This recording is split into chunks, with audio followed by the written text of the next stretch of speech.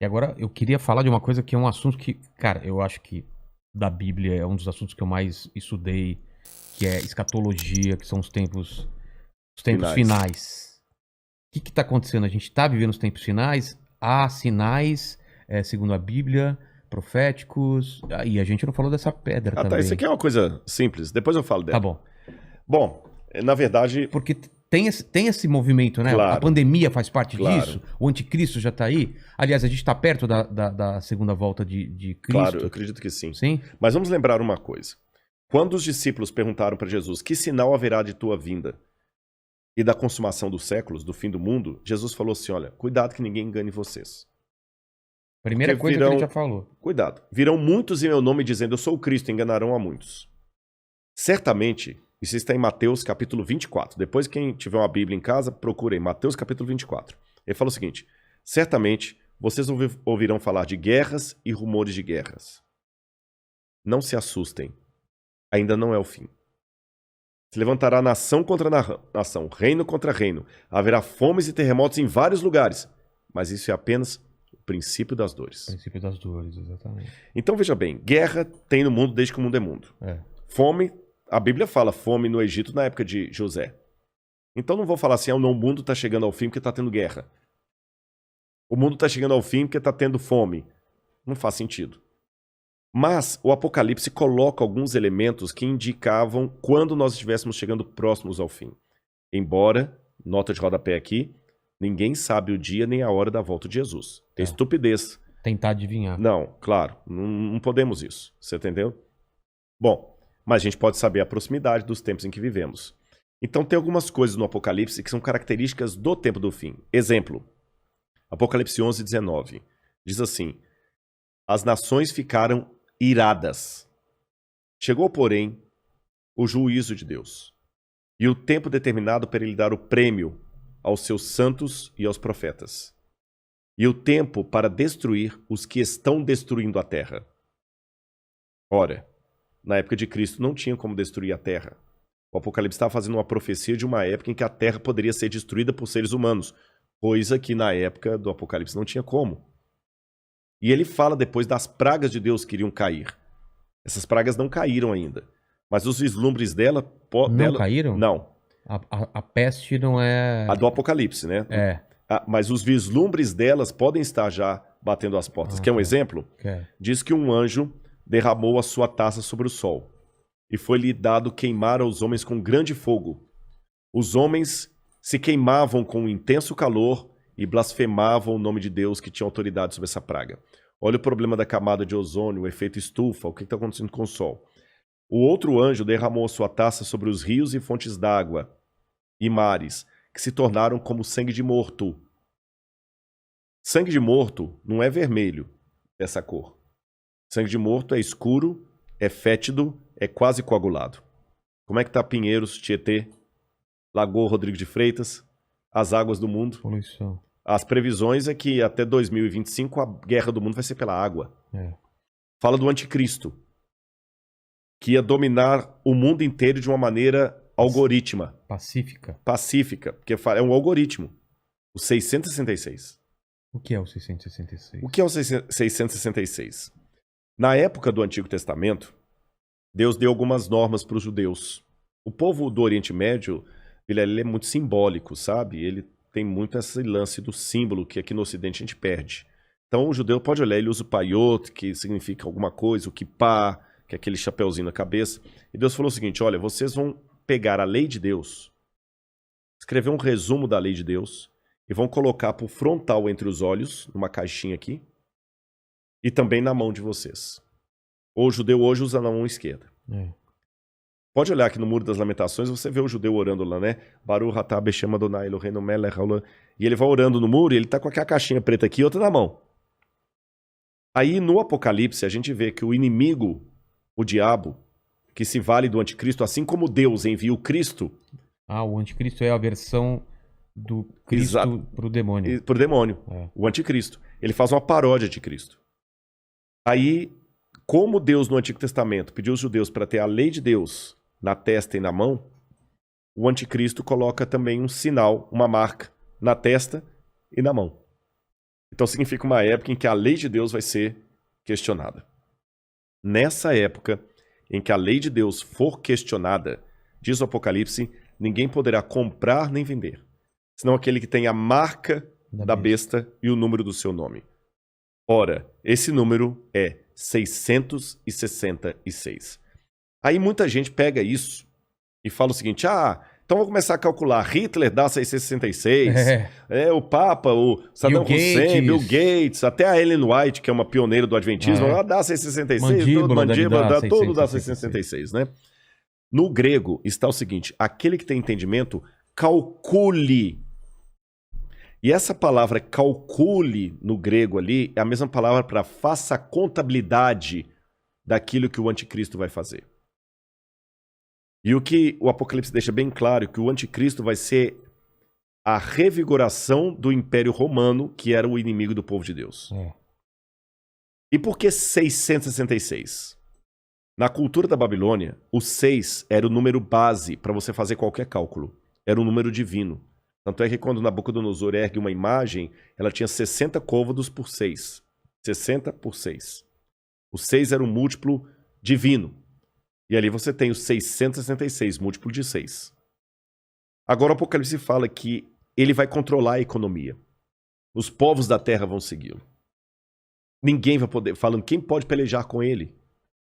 E o que nós estamos vendo agora é um mundo caminhando pela primeira vez na história para uma unificação mundial. De moeda? De tudo. Parece até teoria da conspiração que eu vou falar, mas não é. O mundo está caminhando para uma unificação. Rodrigo, mas nunca. Aqui no Brasil mesmo a gente vê a briga dos de esquerda com os de direita. O pessoal não está entendendo. Essa unificação não significa unificação de mente, mas unificação de propósito. Que é um exemplo que o mundo pode se unir por um propósito, apesar de se odiar mutuamente? Pandemia. A pandemia. Exatamente. O Irã está usando máscara, Israel também está usando máscara. Os palestinos estão jogando foguete lá em Israel, Hamas, o Hamas, mas o israelense está usando máscara, o palestino também. O egípcio está usando álcool em gel, o iraniano está usando álcool em gel, o americano está usando álcool em gel, o russo está usando álcool em gel, então o Putin está usando álcool em gel. A mesma coisa o presidente do Brasil, o presidente da Argentina, da Venezuela, o mundo parou. Então é possível essa união do mundo inteiro em algumas coisas mesmo. Ela não só é possível, como ela é um caminho sem volta. Por que está falando tanto em criptomoeda? Nós já estamos passando por uma transição do dinheiro. Dinheiro de papel, né? De papel, você entendeu? Dinheiro baseado em tesouro nacional. E o mundo hoje precisa. Isso aqui não é uma defesa do Rodrigo, não é um desejo do Rodrigo. Eu estou falando de uma tendência. Tendência. O mundo precisa se unificar porque existem, Vilela, alguns elementos hoje que estão à solta, como se fossem crianças bagunceiras numa casa cheia de faca, de garfo, de objetos cortantes e letais, sem um adulto para controlar essas crianças. Você jamais faria isso. Quais são as crianças que estão à solta no mundo e precisam de um adulto para controlá-las? Um preceptor, uma babá? Internet. Quem tem domínio da internet? Você na internet você pode encontrar o podcast do Inteligência Ilimitada, mas você também pode encontrar uma fórmula para fazer um coquetel Molotov. O camarada pode assediar você para fazer parte do Estado Islâmico. Quem controla a internet? Nem os Estados Unidos. Não, está na mão de ninguém. Quem controla tráfico de drogas e de armas em nível mundial? Ninguém. Lavagem de dinheiro está aí. O terrorismo está aí e lavam dinheiro. Quem controla bolsa de valores? A economia do mundo não aguenta por mais 20 anos nas mãos da bolsa de valores que é especulativa. Se cair a bolsa de Tóquio, você nunca foi ao Japão, mas você pode perder o seu emprego e essa casa aqui porque caiu a bolsa de Tóquio. O Bradesco pode falir porque teve um crash na bolsa de Nova York. E a gente viu, essa pandemia viu como nós estamos economicamente vulneráveis. Economicamente vulneráveis. Quem controla o terrorismo mundial? Então esses elementos... mais um. A ecologia.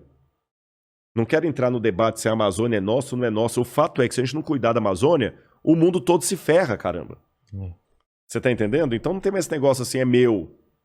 Então hoje a gente precisa de um governo único que com leis mundiais controle a internet, bolsa de valores, que vai desaparecer, o reset tá aí, controle a economia, gastos, terrorismo e tudo mais. E os países, por mais que continue havendo direita e esquerda, situação e oposição, não interessa, Islã e cristianismo, vai precisar se unir, não porque eles se amam, porque não tem outro jeito. E essa união está muito parecida com o caminho de preparação para o anticristo. Agora, a minha questão aqui não é cair naquela esquizofrenia escatológica de achar agora que qualquer coisa eu tenho que evitar porque senão é a marca da besta. Eu já vi gente, isso aqui é sério, que não quer deixar colocar o revolvinho da temperatura na testa da mão, que aquele é a marca da besta. Calma. Estupidez, não tem nada a ver um negócio desse, gente, tá bom?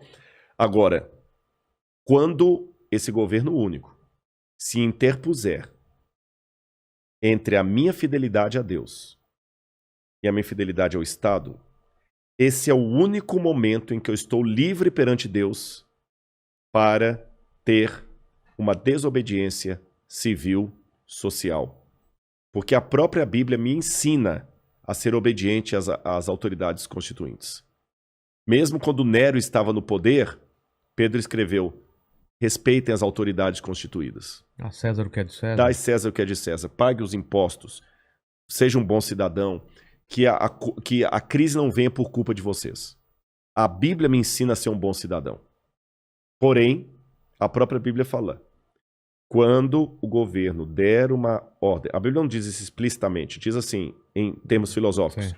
Quando o governo der uma lei que vá contra os mandamentos da lei de Deus, como os companheiros de Daniel na Babilônia, enfrente a morte se preciso for, mas não ceda. Talvez essa seja a diferença de um teólogo apaixonado por Deus e pela Bíblia e alguém que simplesmente é um acadêmico livre. Porque que especialista em literatura inglesa, em sã consciência, teria coragem de morrer por sua interpretação de Shakespeare? Mas a Bíblia é um livro que já levou muitos ao martírio para não abrir mão daquilo que a Bíblia ensina. Falou que a segunda vinda de Cristo está próxima. Mas, segundo os eventos, o anticristo chega antes. Chega antes. Ele antecede a volta de Jesus. E já está por aqui? Você acha? Eu acredito assim, lendo a Bíblia, o anticristo, ele é um poder, era o poder romano, porque João já falava lá, o anticristo já opera entre nós. E João fala, muitos anticristos já saíram pelo mundo. Ele só está aguardando aquilo que o detém. Então o anticristo naquele tempo era Roma. Os exegetas veem, a besta era Roma. Só que a Bíblia fala, através do apóstolo Paulo, que havia uma grande apostasia do povo de Deus. Que palavra é essa, apostasia? Eles abandonariam a fé, se uniriam a Roma, e Roma no futuro voltaria travestida de cristã, por isso que é o anticristo, nome que não aparece no Apocalipse, mas aparece nas epístolas de João. Tá. Anticristo, anti em grego, é aquele que toma o lugar de. Então o anticristo é aquele que toma o lugar de Cristo e vai dominar o mundo. Então a minha sugestão para todos é o seguinte, fiquem atentos às propostas governamentais. Qualquer coisa que não infrinja a minha fé naquilo que eu entendo pela Bíblia ser o correto, eu vou seguir. Eu vou me vacinar.